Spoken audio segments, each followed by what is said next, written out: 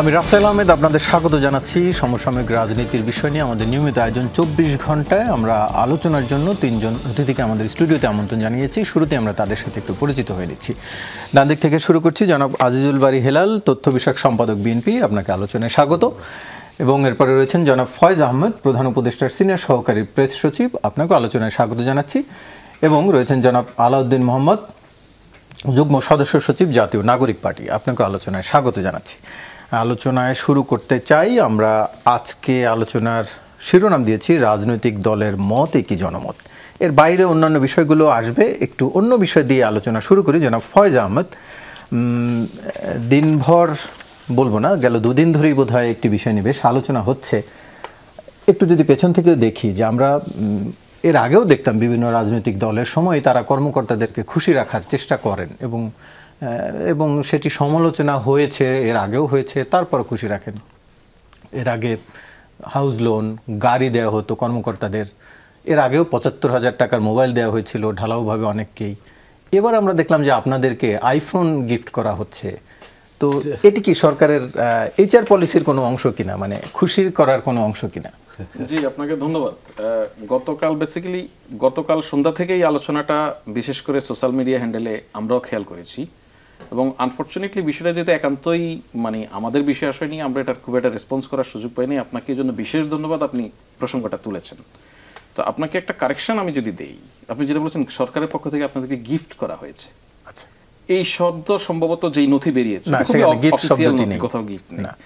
এই আইফোন বা লেটেস্ট টেকনোলজির ফোন এগুলি গভর্নমেন্ট পারচেস করেছে। আমরা সরকারের প্রেস উইংয়ে কাজ করি, আপনি নিজে একজন প্রেসের মানুষ, আপনি জানেন মানে আমাদের কাজের নেচারটা কি। আমাদের কাজের নেচার হচ্ছে যে আমরা যত আধুনিক প্রযুক্তি এই সময়ে অন্তত ধরুন আপনার আমি যদি যমুনা টেলিভিশনের কথাই বলি, আপনারা আয়নাগর থেকে শুরু করে রোহিঙ্গা ক্যাম্প থেকে শুরু করে চায়না ভিজিট বা কাতার ভিজিট এবং এই সর্বশেষ যেই প্রফেসর ইউনুস হচ্ছে আপনার ইতালি ভিজিট করলেন, সেখানে আমাদের অনেক ভিডিও আপনারা ব্যবহার করছেন যেগুলি আমাদের এই ফোনগুলিতেই তোলা। আমরা এই ফোনগুলি ব্যবহার করি সেই কাজে। আমাদেরকে ধরুন আমাদের কাজে যে ধরনের ক্যামেরা বা যে ধরনের ইকুইপমেন্টস থাকে, ভারী ইকুইপমেন্টসের যে জিনিসগুলি থাকে, রাষ্ট্রীয় নিরাপত্তা, অনেক সময় দ্বিপাক্ষিক রাষ্ট্রের ক্ষেত্রে নিরাপত্তা, অনেক সময় আমাদের এই বড় ডিভাইসগুলি অ্যালাউ হয় না। সেক্ষেত্রে আমাদেরকে ছোট ডিভাইসটা ইউজ করতে হয়। আবার আপনি যদি দেখেন আমাদের কাজের, আমরা যে কাজটা করি ফোনে, আমরা অনেক ধরনের অপারেশন চালাই। আমাদের হোয়াটসঅ্যাপ গ্রুপ বলেন, আমাদের ফেসবুক পেজ বলেন, নানান কিছু আমরা এখান থেকে অপারেট করি। সেগুলির একটা সিকিউরিটি ইস্যু আছে, কিন্তু সিকিউরিটির জন্য যে আইফোন একটা এখন পর্যন্ত সেরা, এটা নিয়ে কোনো মানে যারা মানে টেক এক্সপার্ট তাদেরও কোনো দ্বিমত নেই আর কি। তো আমাদেরকে সরকার যে ফোনটা দিয়েছে এটা কার? এটা নাগরিকদের। এটা দিয়ে আমরা যে সেবাটা দিই সেটা নাগরিকদেরই দিই। আমরা সরকারের নানান জিনিস হ্যান্ডআউট আমরা এই ফোনের মাধ্যমে প্রচুর ইনফরমেশন আপনাদেরকে দিই। আমরা রাত বিরাতে এটা দিয়ে কাজ করি, আমরা গাড়িতে থাকা অবস্থায় কাজ করি, পথে ঘাটে কাজ করি। ফোন এখন খুব কিন্তু ইজি এই কাজগুলি করা যায়, সেটা আমরা গণমাধ্যমে প্রোভাইড করি, গণমাধ্যমের মাধ্যমে নাগরিকরা জানে। অর্থাৎ নাগরিকের টাকায় যে ফোনটা কিনা, এটা সেবা কিন্তু আলটিমেটলি নাগরিকই পেয়ে থাকে। এবং এই ফোনটা কিন্তু আমাদেরকে দিয়ে দেওয়া হয়নি। আমাদেরকে শুধু আইফোন না, আমাদেরকে সরকার ব্যবহারের জন্য গাড়ি দেয়, আমাদেরকে সরকার ব্যবহারের জন্য কম্পিউটার দেয়, ল্যাপটপ দেয়। এগুলি কিন্তু আমাদেরকে দিয়ে দিয়েছে এরকম না, এগুলি সরকারের কেনা জিনিস। আমরা যখন আমাদের দায়িত্ব শেষ হবে, আমাদের চাকরির মেয়াদ শেষ হবে, এগুলি আমরা রেখে যাব। এগুলি পরে যারা আসবেন, আনফর্চুনেটলি আমাদের আগে যারা ছিলেন তাদের কিছুই আমরা পাইনি, কিন্তু আমরা এতটুকু আপনাকে নিশ্চিত করতে পারি যে আমরা সহি সালামতে জিনিসগুলি রেখে যাব। পরবর্তীতে যারা আসবেন রাষ্ট্রের জিনিস রাষ্ট্রের প্রয়োজনে ব্যবহার করতে পারবেন। এটা নিয়ে যেটা হয়েছে বরঞ্চ একটা আমাদের দুর্বলতা আছে, বিশেষ দুর্বলতা। আমরা ধরুন হেলাল ভাইকে যদি ফোন করে বলতাম, হেলাল ভাই আমি তো আপনার ছোট ভাই, আমার একটা আইফোন লাগে, আগে এরকম ছিল তো, ব্যবসায়ীদেরকে ফোন করলে ভাই আমাকে পাঠিয়ে দিত, আমার ছোট ভাইয়ের একটা ফোন লাগবে, কিন্তু আমার রাষ্ট্রীয় কাজে যে জিনিস লাগবে সেটা তো আমি নিজেরটাও ব্যবহার করব না, আবার আমি কারো কাছ থেকে অন্যায়ভাবেও নিব না, এটা রাষ্ট্রকেই দিতে হবে। আর রাষ্ট্র যদি তার এই কাজের জন্য বাজারে থাকা সেরাটা দেয়, আপনি সেরা সার্ভিসটাই পাবেন। আমরা এই বাজারে থাকা সেরাটা সরকার আমাদেরকে দিয়েছে, আমাদের জায়গা থেকে আমরা আমাদের যতটুকু সম্ভব, আমাদের যতটুকু ক্যাপাসিটি, সেরা সার্ভিসটাই নাগরিকদের দেওয়ার চেষ্টা করছি ফোনের মাধ্যমে। সুতরাং আমার মনে হয় যে আপনার এই প্রশ্নের জন্য আমি বলছি, আবারও ধন্যবাদ দিই আপনাকে। একটা কনফিউশন মানুষের মধ্যে যেটা তৈরি হয়েছে সেটা দূর হওয়া সহজ। এই ফোন আমাদের নয়, এই ফোন এই দেশের মানুষের। এই ফোন শুধুমাত্র আমরা এখন ব্যবহারকারী, এবং এই যে ব্যবহারটা করি সেটার জন্য আমাদেরকে টাকা দেয় সরকার। আমাদের যে বেতন দেয় কাজ করার জন্য, ওই কাজটা আমরা ফোনেও করি। সব নাগরিকদের, আমাদের কিছুই না। জি, বুঝতে পারছি। একটু রাজনীতির প্রসঙ্গে আসি জনাব আজিজুল বারী হেলাল, একটু আপনার কাছ থেকে জানতে চাই। বিএনপির সিনিয়র নেতা আমির খসরু মাহমুদ চৌধুরী বলেছেন ঐক্যমতের বাইরে সংস্কারের প্রয়োজন নেই। একটু জানতে চাই যে আসলে ঐক্যমত কমিশন যাদের সাথে বৈঠক করছে তারা সবাই রাজনৈতিক দলের সদস্য। কেবলমাত্র রাজনৈতিক দলের নেতাদের মধ্যেই সাধারণ মানুষের যে মত সেটি প্রকাশ পায়, এটি আসলে কোন মানদণ্ডে বিবেচিত হলো? যেহেতু 2008 সালের পরে আর কোনো নির্বাচন ওই অর্থে হয়নি এবং এই সংস্কারের আলাপ এসছে সম্প্রতি। আপনারা 31 দফা দিয়েছেন, সেটিও কয়েক বছর হলো, এরপরেও কোনো নির্বাচন হয়নি। তাহলে কোন মানদণ্ডে কেবল রাজনৈতিক দলের নেতাদের মুখের ভাষাটাই জনমত বলে প্রতীয়মান হয় বলে মনে করছেন? ধন্যবাদ। প্রথমে একটু বলে নিই যে এই যে সংস্কার প্রস্তাব, এটা সম্প্রতি আসেনি। এইটা আপনি এবার দেখেন যে 2016 সালে আমরা প্রথম নির্বাচন কমিশন সংস্কার। আমি 2008-এর পরে বলেছি, যেহেতু 8-এর পরে আর ওই অর্থে ভোট হয়নি আসলে। না, আমি সেটা বলছি, কিন্তু সংস্কারের কথা সম্প্রতি আসেনি। 2008-এর পরে, অর্থাৎ 2000 যখন এই স্বৈর শাসন প্রতিষ্ঠিত হলো দেশে, 2008-এর 9-এর মতলববাজি নির্বাচনের ফলে, এবং এই সরকার যখন ওই মতলববাদী সরকার যখন তত্ত্বাবধায়ক সরকার ব্যবস্থা বাদ দিয়ে দিল সংসদ, আপনার সংবিধান থেকে, তখন আমরা নির্বাচন কমিশন সংস্কারের জন্য প্রস্তাব দিয়েছিলাম, ভিশন 2030ও দিয়েছিলাম। এরপরে আমরা 27 দফা দিয়েছিলাম, 31 দফা দিয়েছিলাম। এখন 5ই আগস্টের পরে আমরা সবাই এই সংস্কারের কথা বলছি, অর্থাৎ সংস্কারের প্রস্তাবটা নতুন আসেনি। আরেকটা কথা যেটা বললেন যে রাজনৈতিক দলের কথা কি জনমত, পলিটিক্যাল সায়েন্সে যে রাষ্ট্র গঠনের যে কয়টা উপাদান আছে তার মধ্যে সরকার হলো একটা উপাদান, এবং এই সরকারের অপরিহার্য অংশ হলো রাজনৈতিক দলগুলো, যে দেশে পলিটিক্যাল পার্টিস থাকবে। এই পলিটিক্যাল পার্টিসগুলো জনগণের প্রতিনিধিত্ব করে। যেহেতু পলিটিক্যাল পার্টিসগুলো জনগণের প্রতিনিধিত্ব করে, তাহলে পলিটিক্যাল পার্টিসগুলোর যে ভাষা, যে বক্তব্য, সেটা তাহলে জনগণের মতেরই প্রতিফলন। এখন কোন দলের কথা বেশি জনগণ বলছে, কোন দলের কথা আসলে জনগণ বলছে, এটার জন্য আপনার নির্বাচন হয়। নির্বাচনে আমরা যে এজেন্ডাটা দিই, যে ম্যানিফেস্টোটা দিই, অন্য অন্য দলও ম্যানিফেস্টো দেয়, ওই ম্যানিফেস্টোর পর জনগণ একটা ভোট দেয়, তাই না?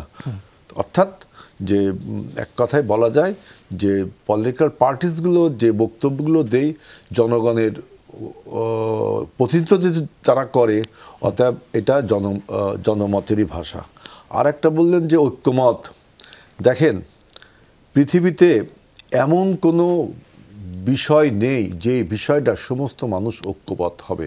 শুধুমাত্র ইউনিভার্সাল ট্রুথ যেটা, সেটা অন্য জিনিস, যে পৃথিবী সূর্যের চারিদিকে ঘোরে, এটা ইউনিভার্সাল ট্রুথ। এর ব্যাপারে কেউ যদি কথা বলে তাহলে তাকে অন্যরকম বলা হবে, যে আপনি বিজ্ঞানের বাইরে কথা বলছেন। কিন্তু আর যে সমস্ত বিষয় হাইপোথেটিক্যাল, যে সেই সব বিষয়ে কেউ কখনো ঐক্যমত হয় না। যেমন দেখেন, আমরা যে ঐক্যমত কমিশনের আমাদের কাছে যে স্প্রেডশিট দিয়েছে, সব বিষয়ে আমরা ঐক্যমত তো হওয়া সম্ভব না, কারণ আমাদের পলিটিক্যাল একটা ইডিওলজি আছে, আমাদের পলিটিক্যাল একটা কর্মসূচি আছে, তাই না? অন্য অন্য পার্টির একটা আইডিওলজি আছে, একটা কর্মসূচি আছে। এই সমস্ত আইডিওলজির সাথে কেউ কম্প্রোমাইজ করলে তার পলিটিক্সটা থাকে না, তাই না? আইডিওলজিকে আমরা যখন পরিবর্তন করব, তখন হয়তো কিছু কিছু বিষয়ে কম্প্রোমাইজ করা যায়। সুতরাং আমরা বলছি যে যে সমস্ত বিষয়ে ঐক্যমত হয়েছে, সেই বিষয়গুলো আমরা বর্তমান ইন্টারিম গভর্নমেন্টকে বলছি আপনি প্রকাশ করেন, যে আমরা কোন কোন বিষয়গুলো সেটি প্রকাশ করবে তারা। ওইটা আমরা সেটাই বলছি, আমি কোনো বাজে অর্থে বলছি না যে প্রকাশ করবে না, যে কোন কোন বিষয়গুলো প্রকাশ করেন এবং সেই সব বিষয় কিভাবে সমাধান করবেন বিফোর ডিসেম্বর, আর আপনি যেটা বলছেন যে আফটার ডিসেম্বর টু জুন, যাই করবেন সেটা আপনি বলেন। আর সমস্ত দলের সাথে ঐক্যমত হওয়া তো সম্ভব না, এটা তাদের এটা তো ইমপ্র্যাকটিক্যাল কথা এবং ইররেশনাল, ইললজিক্যাল আমার কাছে মনে হয়। যে আমার বাংলাদেশি জাতীয়তাবাদী আমি বিশ্বাস করি, ফয়েজ ভাই হয়তো অন্য কোনো আমাদের জাতিতত্ত্বকে অন্য কোনো ভাষায় প্রকাশ করতে পারেন, তিনি রাষ্ট্র গঠনের মূলনীতির মধ্যে তার কিছু আইডিওলজি থাকতে পারে, আমার একটা আইডিওলজি থাকবে স্বাভাবিকভাবে। সুতরাং সব বিষয়ে কিন্তু ঐক্যমত হওয়া সম্ভব না। এই জন্যই আমরা বলছি যে আপনারা যে বলছেন যে সমস্ত বিষয়ে ছোট ছোট বিষয়ে ঐক্যমত হবে, সে তাহলে ডিসেম্বরের আগে নির্বাচন, বড় কোনো বিষয় হলে জুন পর্যন্ত। এই জিনিসটা আমার কাছে কেমন যেন মনে হয় যে আসলে আপনি ছোট সংস্কার বলতে কি বোঝাচ্ছেন, বড় সংস্কার বলতে কি বোঝাচ্ছেন, আর সমস্ত যে সংস্কার প্রস্তাবগুলো আপনারা দিয়েছেন তার সব বিষয়ে তো একমত হয়, কিছু অনেক বিষয়ে তো আমরা একমত হয়েছি, সেগুলো যদি প্রকাশ করেন তাহলে ছোট করে আরেকটি বিষয় একটু জেনে নিয়ে জানতে চাই। স্প্রেডশিটে আরেকটি বিষয় উল্লেখ ছিল যে এই সংস্কারগুলো কোন প্রক্রিয়ায় বাস্তবায়ন হবে, অর্থাৎ এখন গণভোটের মাধ্যমে নাকি অধ্যাদেশের মাধ্যমে নাকি পরবর্তী সরকার যারা আসবে। এটা তো আরেকটা ইন্টারন্যাশনাল কথা। আপনি দেখেন যে সমস্ত বিষয়ে আমরা ঐক্যমত হব, এই সব বিষয় আপনার এই সরকার বিশেষ করে আপনার টার্গেট করতে হবে যে নির্বাচন কমিশনটাকে স্ট্রেনথেন করা, যাতে নির্বাচনটা ফ্রি অ্যান্ড ফেয়ার হয়, অবাধ এবং সুষ্ঠু হয়। আজকেও রাজারবাগ পুলিশ লাইনে ডক্টর ইউনূস কিন্তু বলেছেন যে পুলিশ প্রশাসনকে যেহেতু নির্বাচনে তারা একটা ভাইটাল রোল প্লে করে, তাদেরকে অ্যাক্টিভলি কাজ করতে হবে। সুতরাং এই যে পুলিশ প্রশাসন, তারপরে আপনার নির্বাচন কমিশন, তারপরে আপনার স্থানীয় প্রশাসন, এইগুলোকে আপনি যাতে আপনার নিরপেক্ষভাবে কাজ করতে পারে সেই সব ব্যবস্থা আপনি নিতে পারেন, কিন্তু এটাকে র্যাটিফাই করার প্রয়োজন। আপনি মুখে বললেন গণভোটের পক্ষে, বিশেষ করে এনসিপি বিভিন্ন সময় গণভোটের পক্ষে মত দিয়েছে এর আগে রাজনৈতিক বিভিন্ন বক্তব্যে। আপনাদের গণভোট মানে কিসের উপরে গণভোট? গণপরিষদ গঠনের জন্য। এইটা একটা ভালো প্রশ্ন। গণপরিষদের উদ্দেশ্য কি? গণপরিষদের উদ্দেশ্য নতুন সংবিধান গঠন করা, তাই না? এবং যখন নতুন কোনো দেশ স্বাধীন হয় তখন আমরা একটা নতুন সংবিধান তৈরি হয়, সেই সংবিধান তৈরি করে গণপরিষদ শুধুমাত্র রাজনৈতিক দলের নেতৃবৃন্দ যে আপনার সংবিধান রচনা করবে এ কথা ঠিক না। সমস্ত প্রফেশনালস অন্য ইস্যুর থেকেও আপনার এই গণপরিষদের মেম্বার হতে পারে। 300 জন যে গণপরিষদ মেম্বার হবে এটাও ঠিক না, 600, 700, 900 হতে পারে। আরেকটি কথা যে আপনি যদি গণপরিষদ নির্বাচন করে যদি সংবিধান নতুন করে লেখেন, তাহলে আজকের এই সংস্কারের আলাপ বাতুলতা মাত্র। কারণ আজকে আমরা যতই আলোচনা করি, যা কিছু করি, এগুলো তো ব্যর্থ হবে যদি গণপরিষদ বলছেন। যদি এই ঐক্যমতের বিষয়গুলো গণপরিষদের মাধ্যমে গণপরিষদ যে লোক নির্বাচিত হবে সে মনে করবে আমি যদি গণপরিষদ নির্বাচিত হয়, আমার তো একটা ভিউজ আছে, আমি মনে করি যে এই যে সমস্ত কথাবার্তা বলছে এগুলো আমার কাছে ভালো, আমি মনে করি ওই বিশ্বাসটা আমরা ওই সংসদে যখন পরবর্তী সরকারের উপরে বিশ্বাস রেখে সরকার ছেড়ে যেতে পারে, তাহলে গণপরিষদের উপর কেন বাকিরা বিশ্বাস রাখতে পারবে না? গণপরিষদ আপনি যদি গঠনই করবেন, নির্বাচনই করবেন, সে গণপরিষদের উদ্দেশ্য কি? নতুন সংবিধান তৈরি করা। নতুন সংবিধান যখন তৈরি হবে তখন আলোচনা হবে।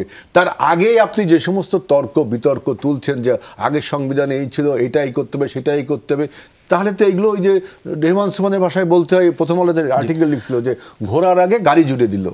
এখন করছেন আপনি বিতর্ক, আবার বলছেন যে গণপরিষদের মাধ্যমে একটি নতুন সংবিধান তৈরি করব, সেখানে আমরা সংবিধান রচনা করব। তাহলে পিছনের এই বক্তব্যগুলো তো কোনো অর্থ হয় না। এটা তো হচ্ছে ঘোড়ার আগে গাড়ি জুড়ে দেওয়া। যে আমরা বুঝতে পারছি। আলাউদ্দিন মোহাম্মদ, একটু আপনার কাছ থেকে জানতে চাই, এখন পর্যন্ত যেটি জানা গেছে বা বলা হচ্ছে রাজনৈতিকভাবে বক্তব্য, বিশেষ করে আমির খসরু মাহমুদ চৌধুরীর আরেকটি বক্তব্যের রেফারেন্স ধরি, যে তারা বলছেন 50টি রাজনৈতিক দল ডিসেম্বরের আগেই জাতীয় সংসদ নির্বাচন চায়। আমরা দেখেছি যে গেল কয়েকদিন ধরে আপনারাও বিভিন্ন রাজনৈতিক দলের সাথেই বসেছেন, বিশেষ করে ইসলামী দলের সাথে বৈঠক করেছেন, বিভিন্ন সংগঠনের সাথেই বৈঠক করেছেন। এই যে আবার বিএনপিকেও আমরা দেখেছি, তারাও তাদের যে লিয়াজু কমিটির বিভিন্ন দলের সাথে বৈঠক করছে, হয়তো তারই একটি মতামত এখানে এসছে। জানতে চাই যে এই যে জোটের রাজনীতি, সেখানে কি আপনারা একটু পিছিয়ে পড়লেন কিনা, যেহেতু 50টি দলের মত তাদের ডিসেম্বরের আগে নির্বাচন?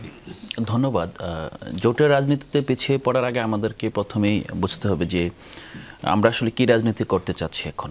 তো আমরা যে ধারা রাজনীতি করতে চাচ্ছি, আমাদের যে রাজনীতির এজেন্ডা, আমরা রাজনীতির যে মূলনীতি এই মুহূর্তে ঠিক করছি, এটার সাথে আসলে এখানে বিদ্যমান যে রাজনৈতিক দলগুলো আছে তাদের বেশিরভাগের সাথে মিলছে না। মিলছে না কোন জায়গায়? আসলে এখন এই যে গণ অভ্যুত্থান হলো, এই হেলাল ভাইয়ের কথা সূত্র ধরে যদি বলি যে এটা রাষ্ট্র স্বাধীন হলে কেবল নতুন সংবিধান হয়, এই কথাটি আসলে সত্য নয়। আমরা যদি বলি ইভেন বাংলাদেশেও আমরা যখন 70-এ নির্বাচন হয়েছিল তখন তো 70-এ পাকিস্তান রাষ্ট্র স্বাধীন ছিল, পাকিস্তান রাষ্ট্রে একটা সংবিধানও হয়েছিল, সংবিধানটা আইয়ুব সরকার এসে স্ক্র্যাপ করার পর নতুন করে সংবিধান করার জন্য এটা গণ অভ্যুত্থানের প্রেক্ষাপটে হয়েছিল। 90-এ কিন্তু সংবিধানের তর্কটা ছিল যে আমাদের যে 72 সংবিধান হয়েছে, এই সংবিধান 90-এর গণ অভ্যুত্থানের পর একটা ঐতিহাসিক সম্ভাবনা তৈরি হয়েছিল, সামহাও সেই সম্ভাবনাটা রিয়েলাইজ করতে পারা যায় না। 90 থেকে 35 বছর পরে, 34 বছর পরে যে 24শে গণ অভ্যুত্থান হলো, 24শে গণ অভ্যুত্থানের অন্যতম একটা ভিত্তি হলো এখানে একটা সংবিধান ছিল, যে সংবিধানের মাধ্যমে সাংবিধানিক স্বৈরতন্ত্র প্রতিষ্ঠিত হয়েছিল।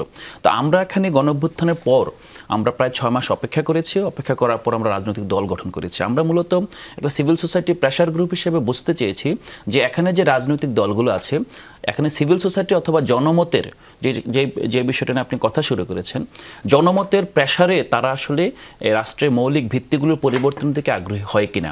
যখন আমরা একটা পর্যায়ে দেখলাম যে না, আসলে তারা সত্যিকার অর্থেই মৌলিক পরিবর্তন উৎসাহী না, যেটা আপনারা যদি পয়েন্ট করেন দেখবেন যে যতগুলো বড় বড় পরিবর্তনের জন্য ছাত্র রাস্তা নেমেছে, তখন তো রাজনৈতিক দল ছিল না, এখন তো অনেক কথাই আমরা শুধু ইকুয়েশন করে ফেলি, বিএনপি এটা চায়, এনসিপি এটা চায়, কিন্তু আমরা আসলে এইভাবে দেখতে কখনোই চাই নাই। এখানে গণঅভ্যুত্থানের পর সবাই মিলে একটা পক্ষ ছিল, এখানে ফ্যাসিস্ট যারা এখান থেকে চলে গিয়েছে তারা একটা পক্ষ, আর সবাই একটা পক্ষ, এবং সবাই বাংলাদেশপন্থী শক্তি, যারা এখানে দিল্লির আধিপত্য চায় নাই, যারা এখানে বিদেশি কোনো রাষ্ট্রের কোনো শক্তির আধিপত্য চায় নাই। এই দেশের মানুষের জন্য তারা সংগ্রাম করেছে, কেউ 16 বছর করেছে, কেউ হয়তো বা আমরা যেটা বলি 36 দিন করেছে, মানে বিভিন্ন ফ্রন্টে সংগ্রাম করেছে।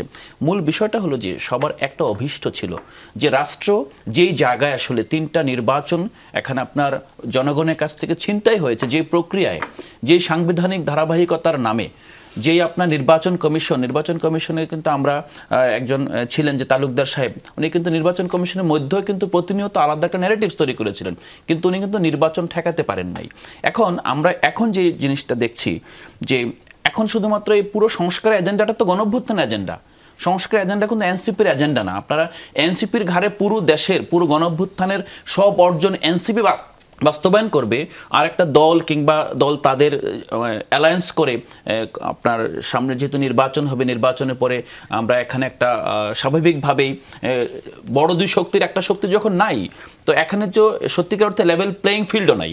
এখন যেই ফিল্ডটা আছে এটা যে অন্যায্য সেটা আমি বলছি না, বাট আমরা বলছি যে এখানে যে একটা উইন্ডফল গেইনের মতো ক্ষমতায় যাওয়ার যে প্রবণতা তৈরি হয়েছে, এই প্রবণতার সাথে 50 কেন 500টি দলও যদি একমত হয়, তখন আমরা বলবো যে গণঅভ্যুত্থানের মধ্যে দিয়ে জনগণের মধ্যে যে আকাঙ্ক্ষাগুলো আমরা দেয়ালে দেয়ালে দেখেছিলাম, স্কুল শিক্ষার্থীদের মধ্যে দেখেছিলাম, আজকে একটা ভিডিওতে দেখলাম স্কুল শিক্ষার্থীরা তাদের শিক্ষকের বিরুদ্ধে আন্দোলন করছে, খুব মানে একদম প্রাইমারি স্কুল শিক্ষার্থী, অবাক হয়ে গেলাম যে এই শিক্ষার্থীদের আর্গুমেন্ট আসলে কিভাবে তৈরি হয়েছে।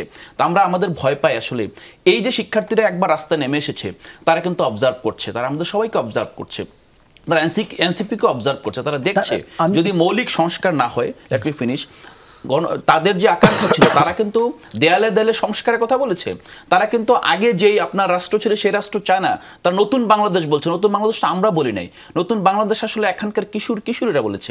নতুন বাংলাদেশটা কি? নতুন বাংলাদেশ গঠনের জন্য যেই সংস্কার অথবা মৌলিক সংস্কার প্রয়োজন, সেই সংস্কার রাজনীতি করার জন্য এনসিপি এসেছে। সো আমরা আসলে অ্যালায়েন্স করি কিংবা আমরা যাদের সাথেই বসি, আমাদের মূল এজেন্ডাটাই কিন্তু সংস্কার। আরেকটা বিষয় বলি, জনমত প্রশ্নে এখানে কিন্তু একটা বড় জায়গায় আমাদের রিজার্ভেশন আছে। ঐক্যমত কমিশনকে আমরা দেখছি কেবলমাত্র রাজনৈতিক দলগুলোর সাথে বৈঠক করছে। আপনারা দেখেন যে রাজনৈতিক দলগুলোই কি আসলে জনমতের সবগুলো প্রতিফলন ঘটাচ্ছে? আসলে না। এখানে সিভিল সোসাইটির সাথে বৈঠক কোথায়, আপনার মিডিয়ার সাথে বৈঠক কোথায়, কিংবা অন্যান্য যে পেশাজীবী আছে তাদের সাথে আপনার বৈঠক কোথায়? যদি রাষ্ট্রের মৌলিক সংস্কার চান, যদি ঐক্যমত্য কমিশন সত্যিকার অর্থে জনমানুষের প্রতিফলন দেখতে চায় তাদের সংস্কার প্রস্তাবে, তারা এখানকার বিভিন্ন শ্রেণী পেশার মানুষকে ইনভলভ করতে হবে, না করে যারা আসলে পাওয়ার মঙ্গার, যারা আসলে পাওয়ারের আশেপাশে পাওয়ার নিয়ে খেলে, আপনি তাদের সাথে যখন বারবার বৈঠক করছেন, হয়তোবা এখন যদি এনসিপি কম্প্রোমাইজ করে কিংবা আরো কয়েকটা দল কম্প্রোমাইজ করে, আপনি দেখেন পুরো গণঅভ্যুত্থানের ফসল একদিকে হেলে যাবে। আমরা তো আসলে এটা চাই নাই। তো আমরা এখনো এনসিপি নিয়ে আমরা দেখেছি এনসিপি প্রতিষ্ঠার পর থেকেই বিভিন্ন রকম চাপের মধ্যে আছি। এই চাপ আসলে আমরা বলবো যে এই চাপটা আমাদের জন্য ইতিবাচক, কিন্তু অ্যাট দ্য সেম টাইম যদি গণঅভ্যুত্থানের প্রেক্ষাপট বিবেচনা করেন, এই চাপ যদি এই তরুণরা না সামলাতে পারে তাহলে আপনার যেই আশঙ্কা তৈরি হবে আর একটা গণঅভ্যুত্থান আশঙ্কা তৈরি হবে। আমরা কিন্তু সেটা চাই না। আমরা চাই এখানে বিএনপি আছে, অন্যান্য যে রাজনৈতিক দলগুলো আছে, তারা তাদের মধ্যে শুভদাস হোক, তারা এখানে গণঅভ্যুত্থানের যে আকাঙ্ক্ষা সেটা অনুধাবন করুক, অনুধাবন করে সত্যিকার অর্থেই প্রক্রিয়াগত এখানে কিন্তু মত নিয়ে আসলে খুব বেশি আপনার তফাৎ নেই। আমরা যেই আলোচনাগুলো করে বারবার কিন্তু একই জায়গায় যাই। ওনারা যে প্রক্রিয়ার কথা বলছেন, এই প্রক্রিয়াটা খুবই খণ্ডকালীন প্রক্রিয়া, এই প্রক্রিয়াটা কোনোভাবে সাস্টেনেবল না। তরুণরা একটা সাস্টেনেবল প্রক্রিয়ার চিন্তা করছে, বিকজ তরুণদের রাজনীতির ভিশন আগামী 50 বছর বাংলাদেশ কি হবে সেই ভিশনে তরুণরা দেখছে। সো সেই জায়গা থেকে আমরা আমাদের সংস্কৃতির যে এজেন্ডা আছে সেই এজেন্ডা থেকে সরে যেতে পারি না, এবং এজেন্ডার সাথে যারাই যুক্ত হবে তাদের সাথে আমরা কাজ করব। এখন 50টা দলের জায়গায় যদি 5টা দলও হয়, আমরা যদি একাও হই, ধরেন আমরা আমাদের এজেন্ডা নিয়ে এগিয়ে যাব, জনগণের কাছে যাব, মোবিলাইজ করব। আমরা চেষ্টা করব কিভাবে জুলাই আগস্টে বাংলাদেশের জনগণ যেভাবে নতুন বাংলাদেশের জন্য ঐক্যমত হয়েছিল, সেই জুলাই আগস্টে কিভাবে পুনঃমঞ্চায়ন করা যায়, সেটি হবে এনসিপি রাজনীতির মূল লক্ষ্য।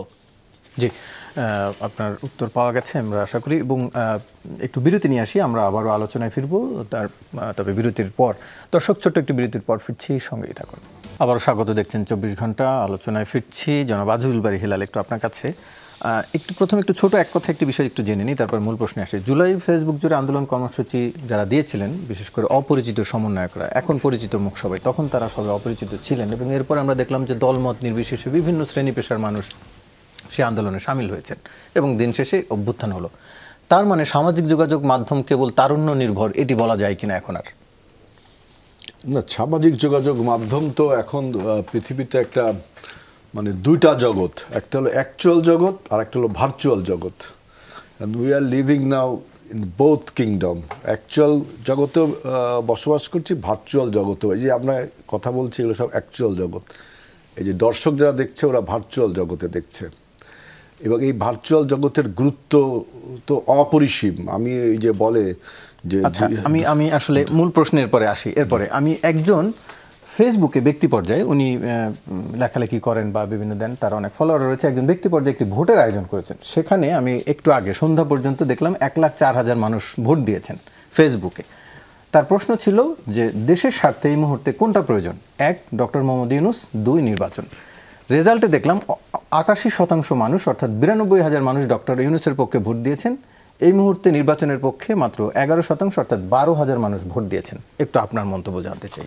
এখন এই যে জরিপটা করলো, এই জরিপটা টার্গেট পিপুল কারা ছিল, এটা একটা বিষয়। সেজন্য আমি শুরুতে জানতে চাইছিলাম, মানে টার্গেট তো ওপেন, টার্গেট ওপেন মানে এটা তো আপনি বলছেন ওপেন, এর পেছনে কোনো ফ্যাব্রিকেশন ছিল কিনা, যেহেতু ডক্টর ইউনূস সরকার কন্টিনিউ করবে কিনা, এটা একটা বিতর্কিত বিষয়, কমপ্লিটলি একটা অসাংবিধানিক বিষয়, এবং কমপ্লিটলি একটা এই গণ অভ্যুত্থান এবং এই যে আমাদের বিপ্লব, এর সাথে একটা তামাশা এবং বেইমানি। তামাশা কি বেইমানি, এটা একটা। এখন এরকম একটা বিষয়কে টার্গেট করে যদি বলেন ডক্টর ইউনূস সরকার প্রয়োজন কি প্রয়োজন না, ভোট দিলেন, এখন ভোট দিলেন জনগণের, তখন আমরা নিশ্চয়ই বলবো আসলে ভোট দিচ্ছে কারা, এইখানে আপনার কোনো কারসাজি আছে কিনা, আপনি কিসের ভিত্তিতে সেন্সাসটা করলেন। আর তারপরে যিনি সেন্সাস করলেন, যেহেতু সামাজিক মাধ্যম এখন ওপেন, করতেই পারে, কিন্তু এটা তো ইললজিক্যাল, মানে illogical in the sense of politics, যেহেতু আমরা পলিটিক্সে এই গণ অভ্যুত্থানটা হয়েছে যে বাংলাদেশে একটি সঠিক নির্বাচন হতো না, বাংলাদেশের রাষ্ট্র কাঠামো, বাংলাদেশের বিভিন্ন রকম ইনস্টিটিউশন, সুতরাং একটি নির্বাচিত প্রতিনিধি দ্বারা কেউ জনমত যাচাই করলে সেটি আমি তো সেরকম অন্যায় বলছি না, আমি অন্যায় বলছি এইটাকে, যে এর পেছনের উদ্দেশ্যটাকে। কারণ এখন যদি কেউ বলে যে আপনার এনসিপির মতো রাজনৈতিক দলের প্রয়োজন আছে কি আছে না, অবশ্যই লোকজন ভোট দেবে, কিন্তু জিনিসটা ইরেশনাল, কারণ রাজনৈতিক অধিকার সবারই আছে। কেন জনমত যদি এনসিপির বিপক্ষে যায় তাহলে তো এটি জনমত বলতে তো আপনি বার্তাও না না না, এটা কিন্তু হয় না। আপনার পৃথিবীতে বাংলাদেশে 20 কোটি জনগণ থাকে, 18 কোটি জনগণ যদি বলে যে 24 কি জানো আপনার এই যমুনা টিভিকে বন্ধ করে দিতে হবে, যমুনা টিভির সব সাংবাদিককে মৃত্যুদণ্ড দিতে হবে, সেটা কি লজিক্যাল হবে? বললো সব জনগণ বললো, লজিক্যাল হবে? 20% জনগণ বললো না, লজিক্যাল হবে 80% বলছে বলে? ডেমোক্রেসির কিন্তু এইখানে কিছু লিমিটেশনস আছে। এই জন্য বলছে যে মানুষ যদি ডেমোক্রেসির বিকল্প কিছু পাইতো তাহলে সেটা অংশগ্রহণ করতো। আপনি এখন ডক্টর সেই অপরাধ করে মৃত্যুদণ্ডের মতো, না এই প্রশ্নটা এখন কত বড় মানে পলিটিক্যাল একটা সেন্সেশন বা ভাইব তুলবে যে ডক্টর ইউনূস যে ঈদের মাঠে 5 আঙ্গুল দেখানো এবং ওই জনগণ, এটা নিয়ে ফয়েজ ভাইয়ের সাথে একবার আমার ডিবেট হয়েছে, আবার 2 জন উপদেষ্টা বলছে। আজকে আবার আমি শুনলাম যে একটা জনমত জরিপ করে দেখা গেছে ডক্টর ইউনূস না নির্বাচন। তাহলে তো আমরা বোঝাই যাচ্ছে যে এই সরকারের মধ্যে যতই তিনি বলুক যে তিনি নির্বাচন দিবেন, এটি সরকারের কেউ নয়, বাইরের একজন এই প্রসব শুনেন, সরকার মানে কি? সরকার মানে কি? এই গণমাধ্যম, এই জনগণ, সব মিলিত সরকার। সরকারের কোন অংশ থেকে এই প্রশ্নটা খুঁচিয়ে দেওয়া হলো? সুতরাং আমরা এখন তো আপনার এই প্রশ্ন দ্বারা ডক্টর ইউনূসের ট্রান্সপারেন্সি এবং তার যে কমিটমেন্ট জাতির কাছে, এইটা আমিও বলছি যে সরকারের পক্ষ থেকে কেউ করেনি, ব্যক্তি পর্যায়ে একজন করেছে। না ডক্টর ইউনূস, আমি জানা উত্তর কি হবে? ফয়েজ আহমেদ, একটু আপনার কাছে জানতে চাই। আমরা দেখেছি বা আপনিও নিশ্চয়ই দেখেছেন, প্রধান উপদেষ্টা আল জাজিরাকে বলেছেন, যেটি আমাদের গণমাধ্যমের আলোকে আমি বলছি একটি লাইন, এখনো মানুষ মনে করে অন্তর্বর্তীকালীন সরকার তাদের জন্য ভালো সমাধান। এই মানুষের এই সমর্থন আপনারাও টের পান কিনা, যেটা প্রধান উপদেষ্টা টের পেল, এবং এর দ্বারাই কি আসলে এই সরকারের মেয়াদ নির্ধারিত হবে কিনা? ওকে, ধন্যবাদ। এখানে আমি আপনাকে বলি, শুধু উত্তর নয়, প্রশ্নেও যদি আপনি একটু ফোকাস করেন, সেক্ষেত্রে প্রশ্নটা হচ্ছে এরকম যে আপনাদের দেশে এখন যেই ধরনের সরকার আছে, এটা তো স্বাভাবিক এক ধরনের সরকার নয়। এই সরকারে মানুষের আস্থা আছে কিনা, তার উত্তর এবার আপনি একটু বলুন। যে উনি বলেছেন যে এখনো মানুষ মনে করে অন্তর্বর্তীকালীন সমাধান তাদের জন্য, অন্তর্বর্তীকালীন সরকার তাদের জন্য ভালো সমাধান। ভালো সমাধান আমরা যে পরিস্থিতির মধ্যে দিয়ে গেছি, এটা বোঝা যাচ্ছে এটা সত্য। বিকল্প সমাধান আছে?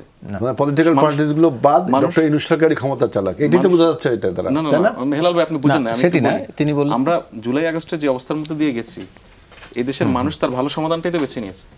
পলিটিক্যাল পার্টিগুলি সবাই সেজন্য জানতে চাচ্ছিলাম যে সেটাকে বলছে। জি, এটাকে ইন্টারপ্রেট করলে আপনি যদি ঠিক উল্টা দিক থেকে আসেন, তাহলে মনে হবে যে মানুষ চাচ্ছে এটা কন্টিনিউ করুক। প্রশ্ন এবং উত্তর তাই জিনিস নয়, কিন্তু আমি আপনাকে আপনি আসবে তো, আপনার সঙ্গে তো আমার দ্বিমত নেই, শুধু যদি উত্তর নিয়ে কথা বলেন তাহলে আসবে, যদি প্রশ্নটাও শুনেন তাহলে আর আসবে। এইজন্য কথা যেটা বলতে হবে পলিটিক্সের সাথে important matters, it is to be Helal ভাই কথা যেটা বলতে হবে সেটা কিন্তু বুঝে শুনে বলতে হবে। আমার এখানে আপনার সঙ্গে একমত প্রকাশ করে আমি বলছি, কথা যেটা বলতে হবে সেটা আবার শুনতেও হবে। আপনি একটু শুনেন আমি কি বলি। আল জাজিরা এটা শুনছি তো, শুনে তো আমি সেখানে যদি বলতাম, যেখানে প্রশ্নটা যদি হয় এই ধরনের সরকারে মানুষ আস্থা রাখে কিনা, এখন পর্যন্ত আস্থা তো রেখেছে। আপনারাই তো সেই আস্থা দিয়ে সরকার গঠন করেছেন, সেটা তো অস্বীকার করা যাবে না। আমার 5 আগস্টের পরবর্তী যে পরিস্থিতি, মানুষ তার সেরা সমাধানটা খুঁজে বের করেছে, পলিটিক্যাল পার্টিগুলি সেরা সমাধান খুঁজে বের করেছে। আলজাজিরার প্রশ্ন কি ওইটা ছিল? আমি এই জন্য বলছি প্রশ্নটা কি ছিল, যে শুধু উত্তর নয়, যে এই ধরনের যে একটি বিকল্প ব্যবস্থা, এই ব্যবস্থায় মানুষ আস্থা রাখে কিনা। মানুষ তো এখন আস্থা রাখছে, সেটা তো বলতে হবে। Is it the question from Al Jazeera? সেটা আপনি আপনারা দেখছেন, সবাই তো আমরা দেখছি যে প্রশ্নটা কি ছিল, সুতরাং সেই প্রশ্নের উত্তরটা কি দিল? আপনার যে প্রশ্ন যে আপনারা টের পান কিনা, দেখুন এই যে হেলাল ভাই বলছিলেন যে প্রফেসর ইউনূস ঈদগাহে 5 আঙ্গুল না ভাই, উনি দেখায়নি। একই প্রশ্ন কিন্তু আরেকবার আমার করতে হয়েছিল। উনি যখন বলছিলেন তখন কিন্তু মনে হচ্ছিল প্রফেসর ইউনূস 5 আঙ্গুল দেখিয়েছে। উনি দেখেন, মানুষ দেখিয়েছে। এখন হইতে পারে যে হ্যাঁ, ওনার যে সন্দেহ, এটা আমরা প্ল্যান করে দেয়া যে ভাই তুমি 5 আঙ্গুল দেখাবা, প্রফেসর ইউনূসকে ইঙ্গিত দিবা। এখন এটা যদি আপনি মনে করেন, তাহলে আপনি ওই 5 আঙ্গুলকে মনে করতে পারেন যে আমরা দেখানো। প্রফেসর ইউনূস যখন আজকেও বলে যে আগামী ডিসেম্বর থেকে জুনের মধ্যে নির্বাচন হবে, যেটা ব্ল্যাক অ্যান্ড হোয়াইট, যেটা অন রেকর্ড, সেটাতে তো আস্থা রাখতে কোনো অসুবিধা আমি দেখি না। আপনি পিছনেরটা খুঁজছেন কেন? প্রথম কথা হচ্ছে আপনাকে পরিষ্কার করতে হবে প্রফেসর ইউনূসের প্রতি আপনার এই আস্থাটুকু আছে কিনা যে উনি ওনার কথা রাখবেন। যদি আপনি এই আস্থাটুকু রাখতে পারেন, তাহলে পরিষ্কার যে উনি যেটা বলেছেন সেটা করবেন। যদি এই আস্থা আপনার না থাকে, সেটা আপনি পরিষ্কারভাবে জানাবেন যে ওনার প্রতি আমাদের আস্থা নেই। এটা পরিষ্কার। আপনি যদি ওনার প্রতি এই আস্থাটুকু, বিশ্বাসটুকু থাকে, উনি যে কথাটা বলেছেন যে ডিসেম্বর, চলতি বছরের ডিসেম্বর থেকে আগামী বছরের জুনের মধ্যে দেশে 13শ সংসদ নির্বাচন অনুষ্ঠিত হবে, সেই 13শ সংসদ নির্বাচন অনুষ্ঠানের জন্যই আজকে যেই পুলিশ সপ্তাহ শুরু হলো, সেখানে তিনি পুলিশের সদস্যদেরকে বলেছেন নির্বাচনটা শান্তিপূর্ণ এবং প্রার্থী এবং ভোটারদের নির্বিঘ্নে প্রচারণা এবং ভোটাধিকার প্রয়োগের জন্য নিশ্চয়তা বিধান করা যায় সেই লক্ষ্যে পুলিশকে কাজ করতে হবে। সেখানে আপনি কি নির্বাচন অনুষ্ঠানের ক্ষেত্রে অন্তত এই বক্তব্যের পরেও আন্তরিকতার কোনো ঘাটতি দেখেন? উনি যারা এই নির্বাচনটা কিন্তু পুলিশকে তুলতে হবে মাঠে থেকে, সেই পুলিশকে পরিষ্কার ইনস্ট্রাকশন দিচ্ছেন। উনি বলেছেন যে এর আগেও আমি একাধিকবার জাতির উদ্দেশ্যে দেওয়া ভাষণে বলেছি আগামী চলতি বছরের 25 ডিসেম্বর থেকে আগামী বছরের জুনের মধ্যে দেশে ত্রয়োদশ সংসদ নির্বাচন অনুষ্ঠিত হবে। সেই নির্বাচন শান্তিপূর্ণভাবে অনুষ্ঠানের জন্য আপনাদের ভূমিকা অনেক, পুলিশকে বলছে। সুতরাং আমরা আলোচনার জন্য অনেক রকম আলোচনা করছি, বলার জন্য অনেক কিছু বলছি, কিন্তু আমি আপনাকে এতটুকু বলতে পারি আমাদের পলিটিক্যাল পার্টিগুলির মধ্যে ক্রিয়াশীল গণতান্ত্রিক রাজনৈতিক দলগুলির নেতৃত্বের কাছে আগামী সংসদ নির্বাচন নিয়ে কোনো সন্দেহ এবং সংশয় নেই। বুঝতে পারছি। আলাউদ্দিন মোহাম্মদ, একটু আপনার কাছে জানতে চাই, নির্বাচনে জিততে হলে নিশ্চয়ই ভোট ব্যাংক বা একটি বড় ভোটের ক্ষেত্র লাগে, আসলে সবারই আছেও, অনেকের বড় বড় দলগুলোর। আমরা যেটি বিগত নির্বাচনের যদি চিত্র দেখি, বিগত নির্বাচনে যারা হেরে গেছেন তাদেরও একটি নির্দিষ্ট সংখ্যক ভোট তারা পেয়েছেন এবং সেটি বিজয়ী যারা তাদের প্রায় কাছাকাছি। এনসিপি একটি নতুন দল এবং সেই দলের ক্ষেত্রে একটু আপনার কাছে জানতে চাওয়া যে যেহেতু এখানে ভোট ব্যাংক বলে একটি কথা রয়েছে, যেটিকে বিএনপির একটা ভোট ব্যাংক রয়েছে, আওয়ামী লীগের একটি ভোট ব্যাংক, জামাত ইসলামের অন্যান্য দল, আবার ফ্লোটিং একটি ভোট ব্যাংকও রয়েছে যারা বিভিন্ন সময় বিভিন্ন দিকে যায়। এনসিপির নজর আসলে কোন দিকে, কোন ভোট ব্যাংকে আঘাত হানতে চায় এনসিপি? এনসিপি তারুণ্য নির্ভর দল হিসেবে প্রথমেই তরুণদের আস্থায় নিতে চায়। দ্বিতীয়ত হলো যে বাংলাদেশে যে পরিবর্তনকামী যে মানুষগুলো আছেন, শুধুমাত্র দেশের মধ্যেই না, দেশের বাইরেও বিপুল সংখ্যক প্রবাসী আছেন যারা দেশ অতিক্রম করার পরে অনুভব করতে পারেন তারা দেশ নামক একটা আপনার হেলে বসবাস করে এসেছেন। এবং এই হেলটার বড় কারণ হলো যে আমাদের পলিটিক্যাল সেটেলমেন্টটা এত করাপ্টেড যে এখানে এত সম্ভাবনা, এত সম্পদ, এত মানুষ থাকা সত্ত্বেও আমরা একটা বসবাসযোগ্য বাংলাদেশ তৈরি করতে পারিনি। তো আমরা মূলত প্রবাসী, তরুণ, পাশাপাশি গণঅভ্যুত্থান মূলত শহরে ঘটেছে, তো শহরে আমাদের একটা বিশেষ নজর থাকবে। আর তারপরে আমরা মূলত গ্রাম এবং প্রান্তিক মানুষদের সাথে ইতিমধ্যে আমাদের কমিউনিকেশন শুরু হয়েছে আমরা তাদের কাছে পৌঁছানোর জন্য। ইভেন আমরা যে কমিটিগুলো করছি সেই কমিটিগুলোতে আমরা একটা যারা শীর্ষ নেতৃত্ব আসবেন তাদের একটা বয়সের বার দিয়ে দেওয়া হয়েছে যে মিনিমাম 40 বছর হলে এটা একটা সম্মানজনকভাবে আমরা যারা সিনিয়র সিটিজেন আছে তাদেরকে আমরা রিচ করতে পারবো। তো মূলত যদি নির্বাচনে যেতেই হয়, সামনের নির্বাচনে আশা করি দল নির্বাচনে যাওয়ার পক্ষেই মত দিবে। তো সেক্ষেত্রে আমরা মনে করি যে অভ্যুত্থানের পর মানুষের যে নতুন আকাঙ্ক্ষা তৈরি হয়েছে সেই আকাঙ্ক্ষার সাথে যারা যুক্ত সেই মানুষগুলোকে নতুন বাংলাদেশের প্রশ্নে একমত করে তাদের ভোটটাই আমাদের টার্গেট। অবশ্যই আমি উত্তর পেয়েছি, মনে হয়নি না পেয়েছি, আমি সাপ্লিমেন্ট আর এই টপিকে যেতে চাই না। আমি আরেকটি বিষয় একটু জানতে চাইবো, যেন ফয়েজ আহমেদ, বিরতিতে যাব তারপরে এসে আপনার কাছে জানতে চাইবো, তবে সেটি একটু আগে জেনে রাখি। গতকাল সাংবাদিকদের প্রশ্ন নিয়ে, বিশেষ করে সংস্কৃতি উপদেষ্টার কাছে প্রশ্ন নিয়ে বেশ আলোচনা হয়েছে এবং আমরা দেখেছি আজকে তার ইম্প্যাক্ট কিনা বলছি না, এবং আজকে এর পরের ঘটনার আলোকে আজকে দুজন সাংবাদিক, সেখানে যে 3 জন প্রশ্ন করেছেন তার 2 জন চাকরিচ্যুত হয়েছেন। একটু এটি নিয়েও আপনার মতামত জানতে চাইবো, তবে তার আগে একটি বিরতি নিয়ে আসি। দর্শক, ফিরছি, সঙ্গেই থাকুন। আবারও স্বাগত। দেখছেন 24 ঘন্টা আলোচনায় ফিরতে চাই। যেন ফয়েজ আহমেদ, একটু আপনার কাছে আবার আসতে চাই। যেটি বলছিলাম বিরতির আগে, আমরা এর আগে দেখেছি যখন সাবেক প্রধানমন্ত্রী সংবাদ সম্মেলনে সাংবাদিকদের প্রশ্নে যখন প্রশংসার স্তুতি থাকতো সেটি নিয়ে সমালোচনা হয়েছে, আপনি নিজেও সমালোচনা করেছেন বিভিন্ন সময়।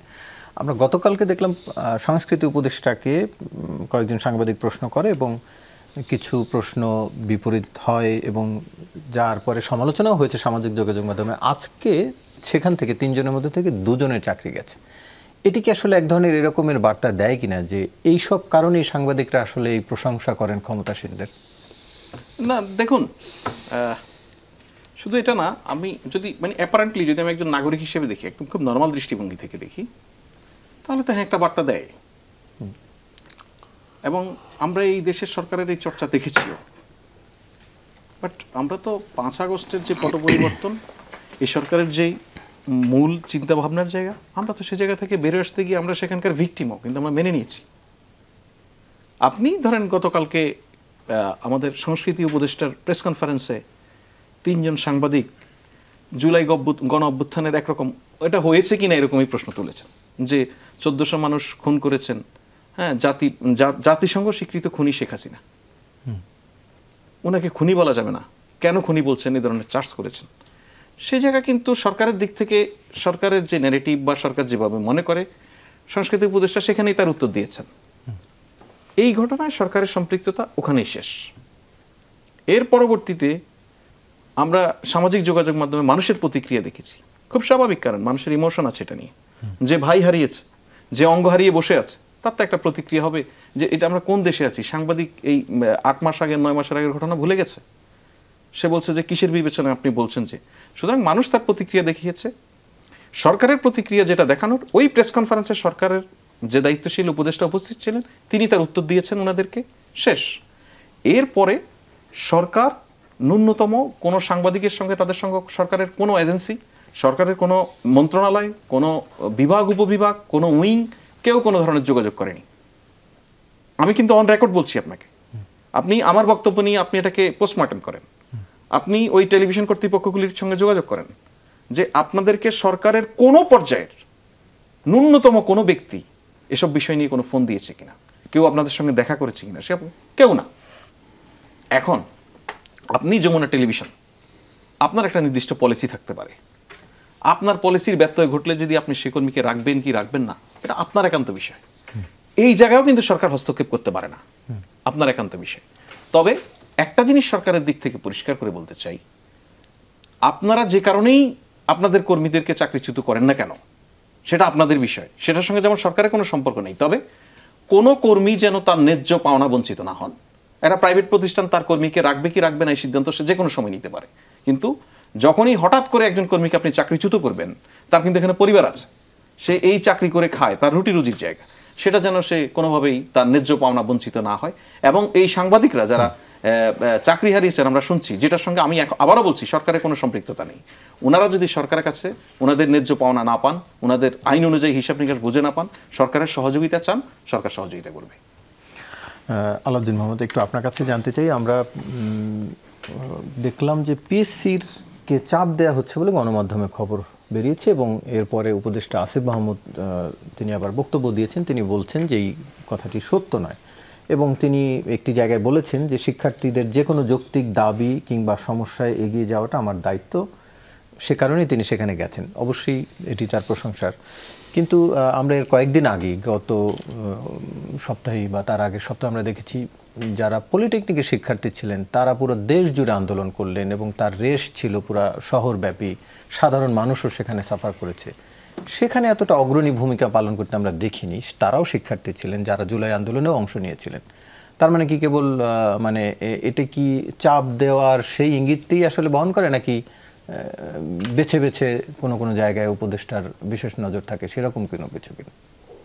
হ্যাঁ, প্রথমত এখানে যেই গণঅভ্যুত্থান সংগঠিত হয়েছে সেটার মূল ভিত্তি ছিল কিন্তু এখানে লক্ষ লক্ষ বেকার যুবক এবং তাদের চাকরি প্রার্থী এবং চাকরিতে ন্যায্যতা বিধানের দাবিকে কেন্দ্র করে।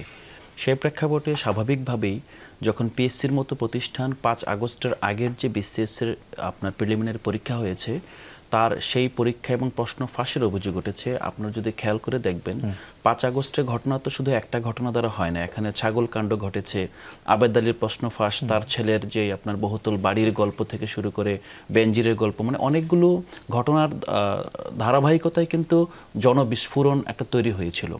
এবং এই প্রেক্ষাপটে আপনার এই ঘটনাগুলো কোনো সুরাহা না করে যখন আবারও আপনার সেই একই প্রশ্ন ফাঁসের পরীক্ষায় উত্তীর্ণদেরকে লিখিত পরীক্ষার জন্য সুযোগ দেওয়ার আপনার প্রক্রিয়া চলছে, পাশাপাশি পিএসসি সংস্কারে যেই আপনার প্রস্তাবগুলো আসছে 8 দফা প্রস্তাব, প্রতিটা প্রস্তাবই কিন্তু এখানে যে চাকরির ক্ষেত্রে একটা এলিট সেটেলমেন্ট আছে, যেখানে পিএসসি আপনার একটা সবসময় সাংবিধানিক প্রতিষ্ঠান হিসেবে তারা সব কিছুর ঊর্ধ্বে থাকে। কিন্তু আমরা যখন দেখি প্রশ্ন ফাঁস হয় কিংবা পিএসসি অনিয়ম করে, সেম ঘটনা নির্বাচন কমিশনের ক্ষেত্রে সত্য। নির্বাচন কমিশন যখন কোনো অন্যায় করে, আমরা বলছি সাংবিধানিক কমিশন প্রতিষ্ঠান, তাকে কিছু করা যাবে না, ধরা যাবে না। তো পিএসসির ক্ষেত্রে যদি একই ঘটনা ঘটে, আপনার ডেফিনেটলি পলিটেকনিক শিক্ষার্থীদের আন্দোলনের মেরিট ছিল, সেখানেও যাওয়া প্রয়োজন ছিল, বাট আমি যদি মানে একটা স্ট্রাকচারাল জায়গার কথা বলি, সংস্কারের প্রশ্নের কথা বলি, মৌলিক পরিবর্তনের কথা বলি, তো পিএসসি সংস্কারের দাবিটা রাষ্ট্রের ভিত্তির সাথে যুক্ত। আজকে যারা গত নির্বাচনগুলো করেছে, আজকে যেই জায়গায় রাষ্ট্রযন্ত্র আসলে সামহা কক্ষিগত আছে, যে আমলাতন্ত্র, এই আমলাতন্ত্রের যে রিক্রুটমেন্ট প্রসেস তো পিএসসির মাধ্যমে আসে। তো পিএসসির সংস্কারটা শুধুমাত্র যে আসিফ মাহমুদ সেখানে গিয়েছেন তা না, আসলে আমরা প্রত্যাশা করেছিলাম যে এই সংস্কারের যেই দাবিটা আসছে এত পরে অল্প কিছু স্টুডেন্ট দ্বারা কেন আসছে, এখানে পিএসসির সংস্কারের প্রশ্নে স্টুডেন্ট কমিউনিটির মধ্যে একটা ঐক্যমত তৈরি হওয়া উচিত। এবং মূলত যারা চাকরি প্রার্থী আর স্বাভাবিকভাবে আমরা যারা রাষ্ট্রের স্টেক হোল্ডার্স, সবার মধ্যে এই সচেতনতা থাকা উচিত। আর পিএসসি এখন যে অবস্থা আছে, এই অবস্থা রেখে যদি সামনের দিনগুলো এগিয়ে যায়, আমলাতন্ত্র তো এমন একটা বিষয় যে আপনি এটাকে ভ্যাকুয়াম ক্রিয়েট করে সংস্কার করতে পারবেন না। আপনাকে সংস্কারের জন্য পদক্ষেপ মানে স্টেপ বাই স্টেপ নিতে হবে। যদি স্টেপ বাই স্টেপ পদক্ষেপ নিতে হয়, তাহলে আমার মনে হয় পিএসসির সংস্কারের এর চেয়ে উত্তম সময় আর নেই। এবং আসিফ মাহমুদ যেই ঐতিহাসিক ভূমিকা রেখেছেন এবং সাথে সাথে যারা এখানে আন্দোলন করেছেন তাদের প্রতি আমাদের সংহতি। আমরা চাই অন্যান্য প্রতিষ্ঠানগুলোর মতো শিক্ষা খাতে সংস্কারের সাথে সাথে চাকরি এবং সরকারি চাকরি যার উপর রাষ্ট্রযন্ত্র টিকে থাকে, সে আমলাতন্ত্রের রিক্রুটমেন্ট প্রসেসের মধ্যে ন্যায্যতা আসুক, সেটা ওপেন হোক, ভেরিফিকেশনের নামে এখানে যেই পলিটিক্যালি আপনার এক্সক্লুড করার পদ্ধতি প্রচলিত আছে সেগুলো বাদ দিয়ে সত্যিকার অর্থেই একটা ফেয়ার রিক্রুটমেন্ট চালু হোক। হ্যাঁ, বুঝতে পেরেছি। জনাব আজুল বারী হিলাল, একটু আপনার কাছে জানতে চাই, বিএনপি চেয়ারপারসন বেগম খালেদা জিয়া শীঘ্রই দেশে ফিরছেন, এমনটি গণমাধ্যমে এর মধ্যে খবর বেরিয়েছে। নিশ্চয়ই আপনারও কাছে আরও বেশি তথ্য রয়েছে। যতটুকু আমরা জেনেছি যে তার সাথে জোবাইদা রহমান এবং সৈয়দ শামিলা রহমানও ফিরবেন, এটিও জানা গেছে গণমাধ্যমের খবরে। কিন্তু তারেক রহমানের নাম আমরা শুনতে পাইনি এখন পর্যন্ত। তিনি এই মুহূর্তে মানে এখন যেহেতু শেখ হাসিনা সরকার নেই, এরপরও দেশে না আসার পেছনে বিশেষ কোনো কারণ রয়েছে কিনা? এই প্রশ্নের উত্তর বহুবার দিয়েছি যে দেখেন, বাংলাদেশে 60 লক্ষ আসামি বিএনপির, প্রায় 29 লক্ষ মামলায় আমরা সবাই আন্দোলন সংগ্রাম করেছি গত 17 বছর এবং লাস্ট দুই বছর যখন তারেক রহমান ভারপ্রাপ্ত চেয়ারম্যান হলো তার কথায় আমরা আন্দোলন করেছি। আমরা সবাই মামলা মকদ্দমায় জড়িত, আমাদের সব মামলা এখনও ওঠেনি। তো সমস্ত নেতাকর্মী যখন এখনও মামলার সম্মুখীন, তিনি কিভাবে নিজেকে মুক্ত হিসেবে ঘোষণা করে এটা আসে? এটা তো নেতাকর্মীর সাথে, নেতার সাথে কর্মীর যে বন্ধন সেটা তো থাকে না।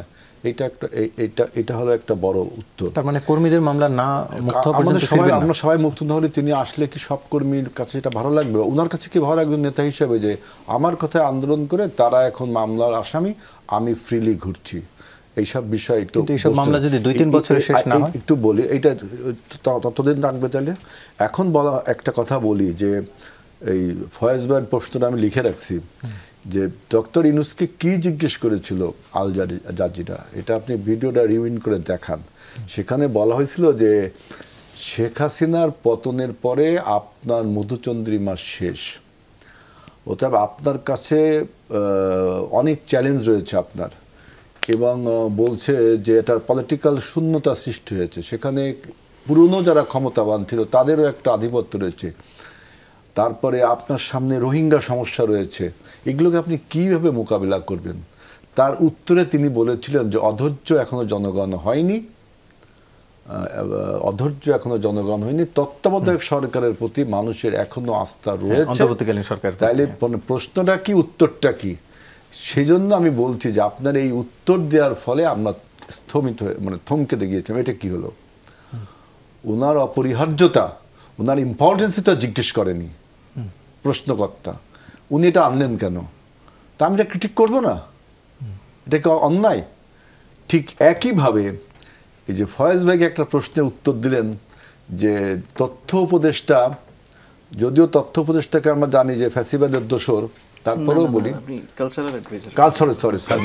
কালচারাল অ্যাফেয়ার্স থেকে মোস্তফা ফারুকী, সম্ভব ওই নাটকের প্রযোজক, উনি একজন বড় নাটক নির্মাতা, ওনাকে যে প্রশ্ন করলো সাংবাদিকরা, এখন বক্তব্য হলো যে নাৎসি পার্টি দ্বিতীয় বিশ্বযুদ্ধের পরে জার্মানিতে হিটলার নাম বলে তাকে গ্রেফতার করত। নাৎসি পার্টির কোনো অস্তিত্বই রাখেনি সরকার। এটা কি জার্মান তো তখন ডেমোক্রেটিক জার্মান ছিল, এটা কি আনডেমোক্রেটিক কাজ করেছে? আপনি এখন কি বাংলাদেশে ইয়াহিয়া খান আর আইয়ুব খান, টিক্কা খান, এদের নামে যদি আপনি এখন ওই যে জপমালা গাড়তে চান, জনগণ কি আপনাকে নানা ডেমোক্রেসি হচ্ছে বলতে পারে? এটা হয়? শেখ হাসিনা ঠিক এমন একটা অন্যায় করেছে, গণহত্যার সাথে সে জড়িত। এখন আমার বক্তব্য সরকারের কাছে, যে সমস্ত সাংবাদিকরা এই প্রশ্ন করলেন তারা এইখানে যে গেলেন, এর পেছনে যে আমি বললাম যে কিন্তু এর পেছনে কোনো কাহিনী আছে বিপক্ষে কিনা, গেলেই তার মানে চাকরি শেখ যাওয়া- হাসিনাকে রিভাইভ রেখে লাভটা কার? ডক্টর ইউনূসের লাভ, যে আমি এখন ফ্যাসিবাদ দমন করছি, তো তার পারবো ফ্যাসিবাদ ওই যে বিমস্টেকে যে বললো মোদি বললো যে সামাজিক জীবনের মধ্যে ই করতে পারে না, সেজন্য আমি বলছি যে তথ্য উপদেষ্টা, আপনার সাংস্কৃতিক উপদেষ্টার তার তার যে উত্তরটা খুবই ভালো হয়েছে, এবং আমি মনে করি যে যে সমস্ত সাংবাদিকরা এই সমস্ত প্রশ্নের সাথে জড়িত তাদেরও ব্যাকগ্রাউন্ড খুঁজে দেখতে হবে, কারণ কি ফ্যাসিবাদের জাগরণ, ফ্যাসিস্টের জাগরণ কিন্তু প্রশ্ন বিপক্ষে গেলে আসলে তার চাকরি যাওয়াটাকে আপনি যৌক্তিক মনে করছেন কিনা? যদি প্রশ্ন ঠিক নাও হয়, আমি ধরে নিলাম প্রশ্ন ঠিক তাহলে হয়নি, আমি বলি এটা দিয়ে আপনি একটা কনক্লুশনে আসছেন যে প্রশ্নের কারণে চাকরি গেছে, আপনি এটা না, কিন্তু আমি আমরা নিশ্চিত যেহেতু না। তিনি বলতে চাচ্ছেন, এর ব্যাখ্যা আপনি দিয়েছেন যে প্রশ্নের কারণে চাকরি যায়নি, কিন্তু তারপর দিনই না, এই প্রশ্ন যদি এই প্রশ্নের কারণে চাকরি যায়নি, তার যে বিগত দিনের যে সরে নেক্সাত ছিল, এই সেটি খুঁজে বের করার কথা আপনি বলছেন। প্রশ্নের জন্য চাকরি যাবে জি, কেন? আপনাদের তিনজনকে ধন্যবাদ জানাচ্ছি। দর্শক, এই ছিল আজকের 24 ঘন্টার আয়োজন। সাথে থাকার জন্য ধন্যবাদ সবাই।